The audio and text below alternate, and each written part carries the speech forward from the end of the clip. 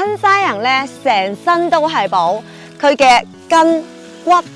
葉同佢嘅果同花，全部都係非常有用嘅。親西洋佢係薑科豆蔻屬嘅植物，不過佢嘅西洋果係生喺呢啲樹頭下邊呢度嘅，佢就其他薑科咧就係喺呢度生花嘅，佢咧就唯一唔同，佢生花就喺呢度咁樣嘅呢個地方啊標出嚟嘅，所以呢個就係親西洋嘅特點啦，係好多人都唔知道嘅。親西洋根對我哋女人非常好㗎，尤其係我哋嘅小公公、小房子寒到篤嘅時候，攞呢個西洋根翻去洗乾淨、切斷，煲雞湯、煲白鴿湯，好靚頸㗎。我哋廣東嘅女仔一定要備翻佢㗎。親西洋佢嘅葉咧，仲可以煲水嚟沖涼或者係浸腳，因為佢係對嗰個風係非常好嘅。所以我哋粵西呢邊啲人咧就中意用呢啲親西洋葉，係咁樣成支咁樣攞翻去，然後咧煲水沖涼，尤其係坐魚婆，我哋呢邊都用佢㗎。西洋咧係我哋養親嘅浪漫啦。尤其係我哋喂啊，經常話谷住鬧脾氣嗰時咧，